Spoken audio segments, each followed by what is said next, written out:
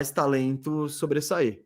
Mesa, ouvindo tudo que você falou, fica claro que é isso.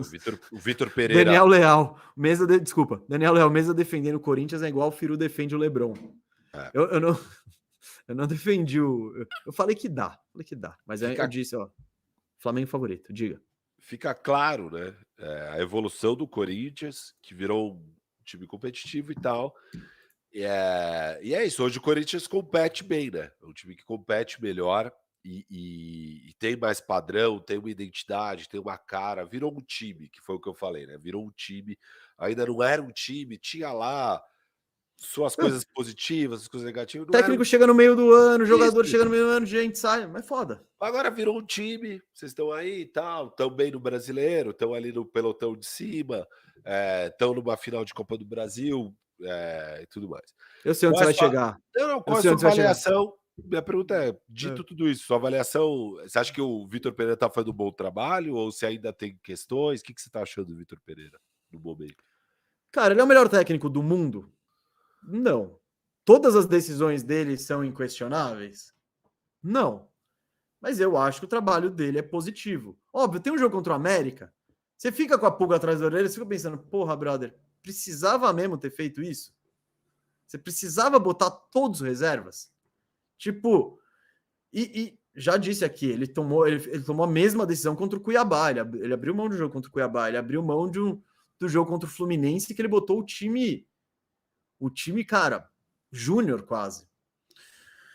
Então você fica, essas decisões te deixam meio, pô, ele insiste em alguns jogadores, às vezes insiste, pô, ele tem algumas características que não só, que um dia nem me incomodam, que incomodam um pouco a torcida, que incomodam o Marcola, mais do que eu.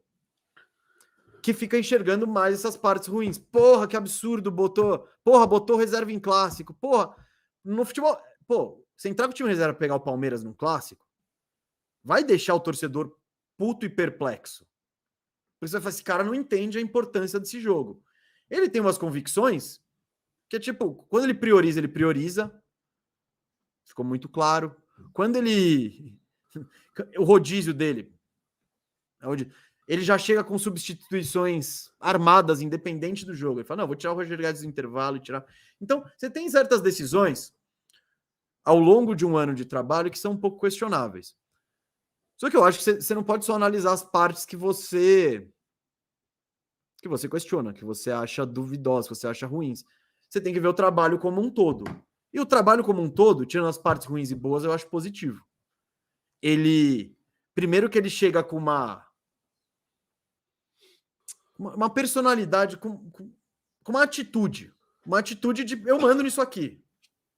E consegue passar essa atitude para os jogadores. Porque o Paulo Souza chegou com a atitude de eu mando disso aqui, os caras cagaram para ele e ele foi embora. Não, ele fez os jogadores comprarem o coletivo. Pô, ele botou o Roger Guedes na linha. Isso achei... Falta só ele conseguir agora fazer o Roger Guedes recompor e marcar, não, né? Cara, mas contra o Fluminense, próximo passo. Contra o Fluminense na ida, eu falei, foi a partida mais dedicada do Roger Guedes que eu vi com a camisa do Corinthians. Na ida, ele foi muito dedicado. Então, porra, ele chegou... Cara, imagina você ter que conviver com o Roger Guedes todo dia, que insuportável. Ele botou o cara na linha. Ele falou, mano, os primeiros 2-3 meses, era tipo, velho, você vai ficar no banco, você tem que fazer o que...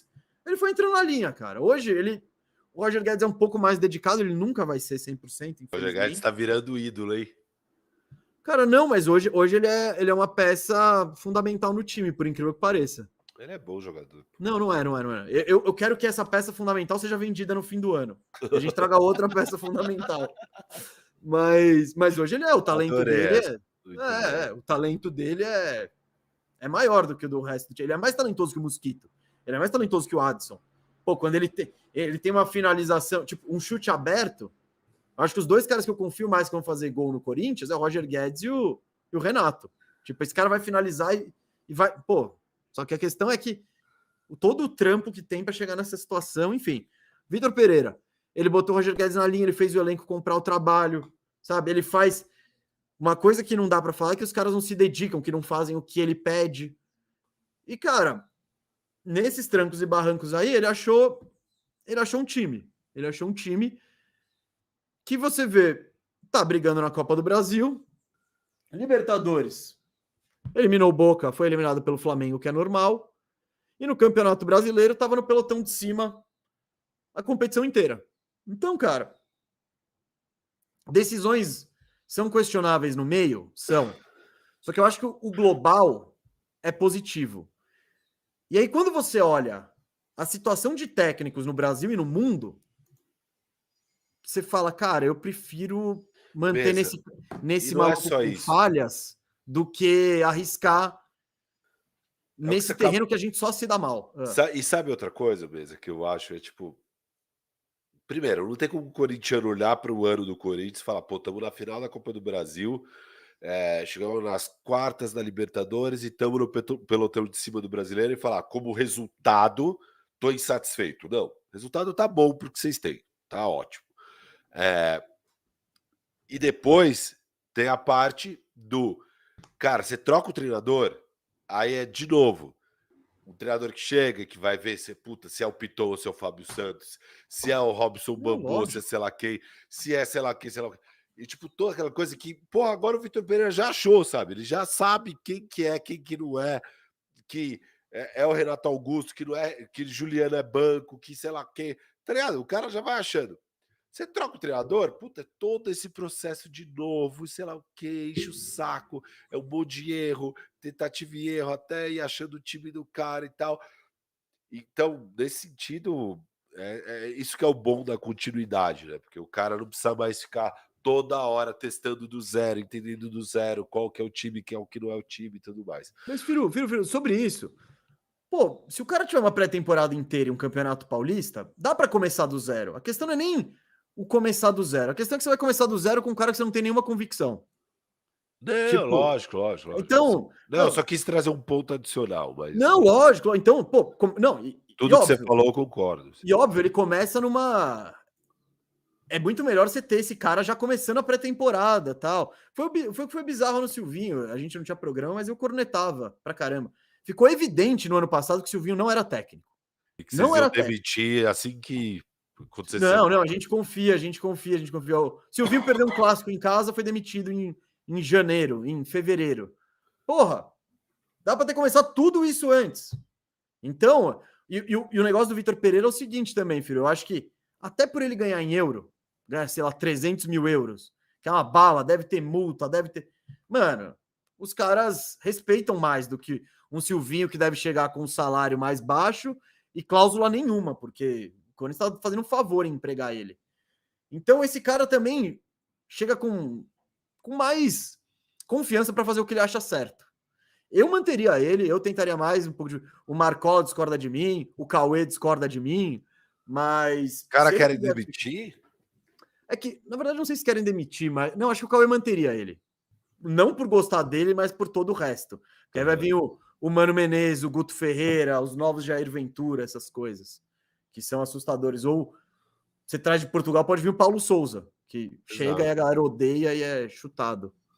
Mas eu continuaria aqui com o Vitor Pereira, com as falhas dele. A questão é que ele não sabe se fica, Firu. Sabe a história do Abel? A família, ou não sei o quê, ou ai meu Deus, tal. Então ele tá nessas. Que eu acho que essa questão da família. Vocês vão ficar de luto, hein, se ele for embora. Não, eu acho que a questão da família resolve bastante com uma vaga na Libertadores e um título na Copa do Brasil. Acho que ajuda legal a resolver a questão familiar aí. Gustavo Meza, boa sorte seu time aí, parabéns pela classificação aí para a final. Voltaremos. O derby fica por aqui, né? O derby Fica.